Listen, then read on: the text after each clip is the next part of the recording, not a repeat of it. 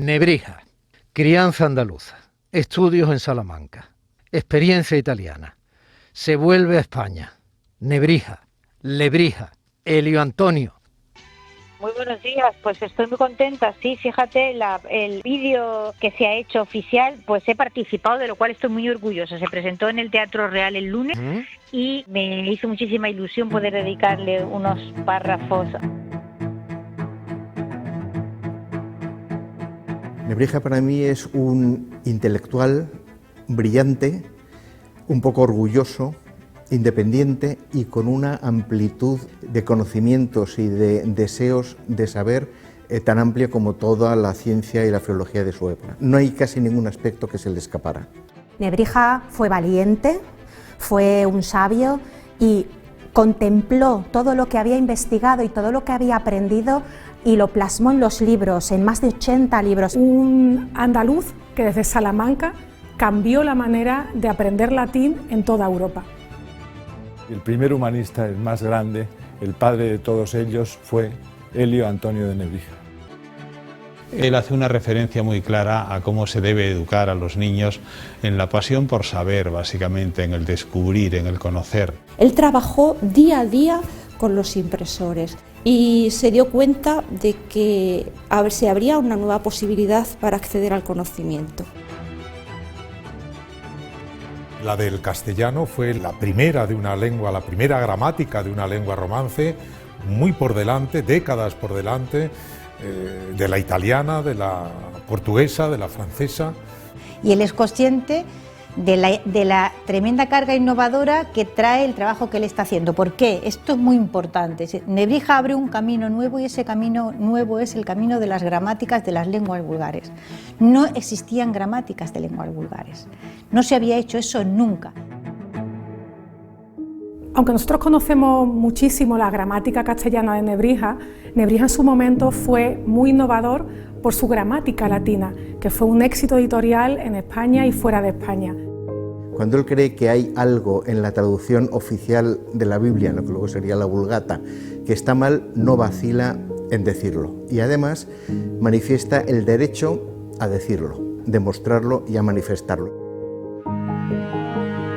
El castellano ha hecho posible, el castellano y Nebrija, no solamente que existan, que se escribieran gramáticas y se iniciaran estudios gramaticales en las lenguas vulgares de Europa, sino que se empezasen a escribir y se diseñara el modo en que habían de ser escritas lenguas que nunca habían sido escritas, como el quechua. Nebrija influyó de manera decidida en el español, no solamente en España, sino también fuera de España. Las introducciones latinas de Nebrija fueron indudablemente clave para la enseñanza durante muchos siglos, no solo en España, sino también en América y en las Filipinas y en toda esa España global que existió y de la que no debemos olvidarnos, porque gracias a ello se habla ahora el español por una gran parte del mundo, con los 600 millones de hablantes. Esa es otra idea de Nebrija muy bonita, que la lengua es la casa común, la casa en la que se puede morar, ¿no? Y él es responsable de haber hecho que el castellano tenga herramientas que le permitan convertirse primero en la lengua franca de la península y luego en la lengua franca de medio mundo.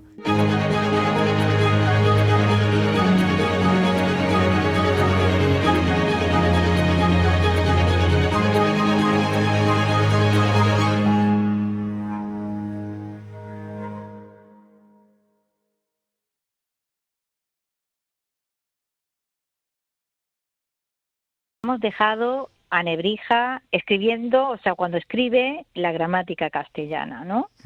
Y qué enorme importancia tiene esa gramática. Y tú decías, es la primera gramática del español, y yo te dije, no, es mucho más que eso. Es la primera gramática que se hace a una lengua vulgar. Es decir, los estudios de gramática estaban restringidos a las lenguas clásicas, que tenían una importancia tal que habían dado lugar a estudios, claro, evidentemente, y a la bíblica, al hebreo, ¿no? Pero las lenguas vulgares no tenían, digamos, no se consideraba que tuviesen una categoría suficiente como para que diesen lugar a esa clase de estudios. Por lo tanto, Nebrija abre un camino en un territorio absolutamente inexplorado. Dice, no solo el latín, el griego o el hebreo merecen estudios gramaticales, también las lenguas vulgares. Y él hace la primera y crea un modelo. Y estamos hablando de que Nebrija se adelanta. Mira, te voy a dar algunas fechas. Nebrija se adelanta 37 años a la gramática de Trisino que fija el italiano. Se adelanta 58 años a la gramática de Maigret que fija el francés, que es la primera gramática del francés. Se adelanta 44 años a Oliveira, que escribe la primera gramática del portugués. Todos estos van chupando rueda de Nebrija. Bueno, interesa pensar además que todos estos efectivamente hacen, como tú dices, chupando rueda, hacen sus gramáticas porque vieron que nace la gramática del castellano. Pero hay que recordar, como tú hiciste en su momento, en el capítulo primero, que Nebrija también hizo la gramática del latín, que era como el inglés de la época en Occidente. Sí, y ahora vamos a esto, pero termino con un último dato. Se adelanta casi un siglo a la primera gramática en inglés, el Pamphlet for Grammar, de William Bullock, que se edita en 1586, fíjate. Qué cantidad de tiempo ha transcurrido, ¿no? Efectivamente, Nebrija tiene un primer bestseller, digamos, que es un éxito extraordinario en Europa, que lo publica en 1481, Las Introducciones Latinae, que es un manual para aprender latín, y que tiene en España, en Portugal, en Italia y en toda la Europa occidental una enorme cantidad de ediciones, porque se transforma en uno de los manuales, o quizás el manual más completo y más famoso con el que los estudiantes aprenden latín, ¿vale? Y unos años después, a petición de la reina, voy a leer esta frase porque me parece estupenda, Nebrija traduce esas introducciones latinas, y digamos que hace como una especie de edición bilingüe español-latín, ¿vale? Con el título Introducciones latinas contrapuesto el romance al latín. ¿Y para qué hace esto Nebrija? Se lo pide la reina Isabel, que lo haga. ¿Y por qué? Porque, lo voy a explicar muy rápido, porque las introducciones latinas que estaban diseñadas para aprender latín, buen latín, ya presuponían en el alumno un cierto conocimiento de la lengua latina, ¿de acuerdo? No están hechas para enseñar ex nihilo. Entonces, ¿qué pasa con la gente que no tiene ni pajorera idea? Recuérdame lo que significa ex nihilo, anda, que me has pillado. O sea, de cero. Ah, vale. ¿Vale? ¿Qué pasa con la gente que no tiene ni idea de latín? Para eso le pide la reina a Nebrija que traduzca ese manual de latín, que lo haga como una especie de en latín y en español, para que puedan entrar en el latín desde el español sin conocimiento previo del latín. ¿Me explico? Y entonces, fíjate qué estupenda frase preside este trabajo. Dice, a lo menos se seguirá aquel conocido provecho que de parte de vuestra Real Majestad me dijo el muy reverendo padre obispo de Ávila. O sea, las razones por las cuales la reina se lo ha pedido. Dice, que no por otra causa me mandaba hacer esta obra en latín y romance, sino porque las mujeres, ¿vale?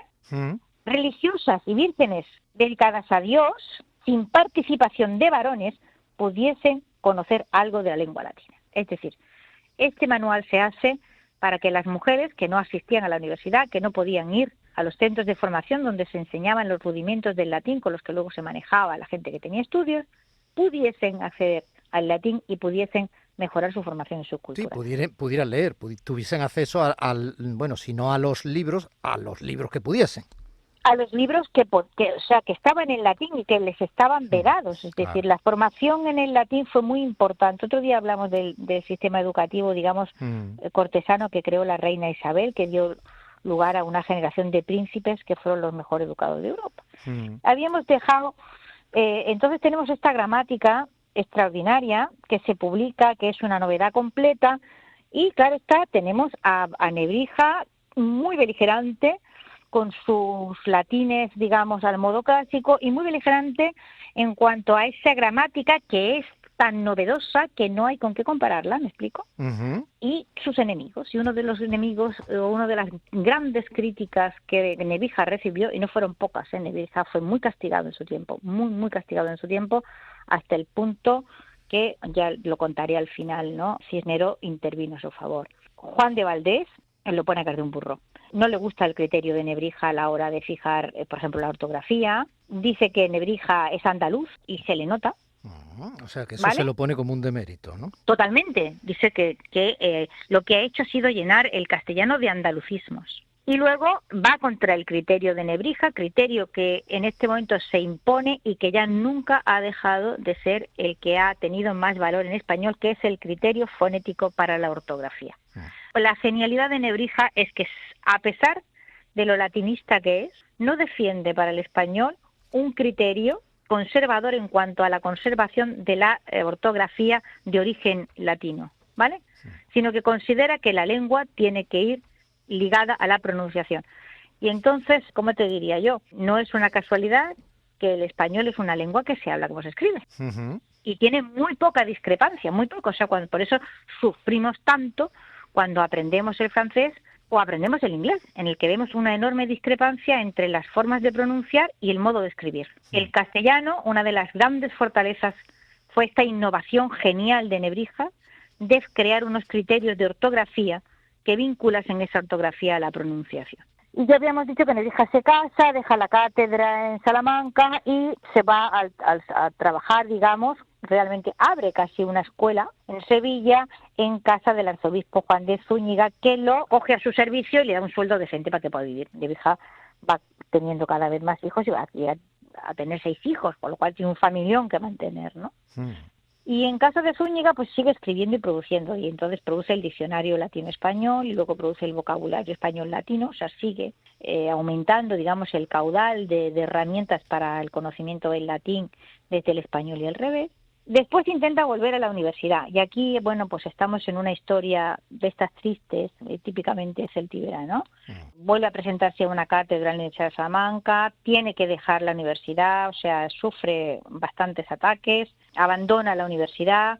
En 1509 Nebrija está en una situación de pobreza notable y el rey le nombra cronista, más que nada para darle un sueldo, ¿no? En el año 13, y Nebrija ya sobrepasa los 60, vuelve a opositar a una cátedra en la Universidad de Salamanca, y es una de esas oposiciones gloriosas, porque a la muerte del que había sido un gran catedrático de la Universidad de Salamanca, que había enseñado con los manuales de Nebrija, O sea, Nebrija oposita a la cátedra de Tizón, que era un señor que enseñaba con los manuales de Nebrija, y el tribunal termina dándole la cátedra al muy jovencísimo y sin experiencia y sin trabajos publicados García Castillo. Estas cositas, ¿no? Ya. ¿Qué pasan? Finalmente, con Nebrija ya, si no tiene 70, va camino de ello, Cisneros le crea una cátedra de retórica para él en 1514. Él la crea con un privilegio que Cisneros lo redacta, lo escribe de su puño y letra, y te lo voy a leer porque es genial. Dice, porque claro, una de las razones por las que Nebrija había sido expulsado de la Universidad de Salamanca, bueno, no expulsados, él se va en un par de ocasiones porque le hace la vida imposible y porque aprovechan, claro, ya está mayor y de vez en cuando pues tiene serios achaques, que no puede ir a clase siempre, ¿no?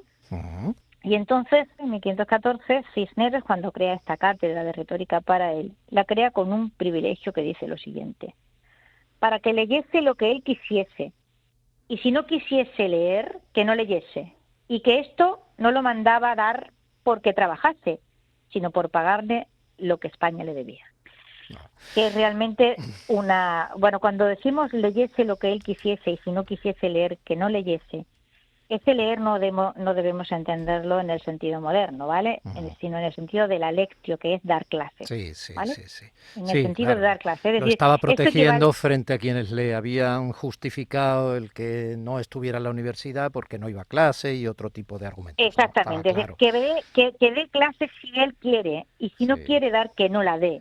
Es decir, y que esta cátedra no se le da para que trabajase, sino para pagarle lo que España le debía. Nebrija tiene ya 70 años. Estoy echándole un vistazo a algunos grabados, algunas fotografías, algunos textos de él en ese cuaderno didáctico que ha publicado la Consejería de Cultura y Patrimonio Histórico de la Junta de Andalucía. La edición es de nuestra colaboradora, también Lola Pons, a quien, si no hubieras tenido la espalda regularcilla, hubieras visto en el Teatro Real y a ella le hubiera encantado conocerte porque está en ello. Y por acabar sonriendo, y ya que hemos hablado y bien de la vida de este crack andaluz, hombre, no se achantaba, porque aquí tengo un texto suyo que está en el prólogo de la gramática. Sí, y tiene telita. Te dije que te iba a leer el comienzo, la dedicatoria a la reina Isabel. No, pero este tiene más guasa. Y bueno, el que dice que son todos unos batatos y nadie sabe latín.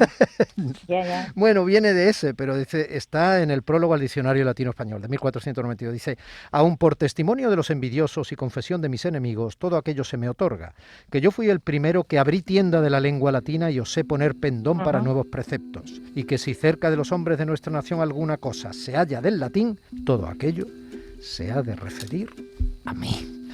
Tenía su ego, bueno, pero realmente tenía su ego, pero es que hizo cosas que eran impresionantes. Todos los demás también tenían su ego y no hicieron cosas tan Está claro, como por él. eso nos referimos a él, por eso estamos en el año de don Antonio de Nebrija y por eso le hemos dedicado este segundo capítulo. Bueno, yo quedó pendiente que tú me dijiste, pero es reina de Castilla, y te dije, no, de España, así que te lo voy a leer, son 3 palabras. Dice: a la muy alta y así esclarecida princesa doña Isabela III, de este nombre, reina y señora natural de España y de las islas de nuestro mar. Es que es muy importante eso que me acabas de leer, muy importante. Reina de España, escrito en el siglo XV. Escrito en 1492.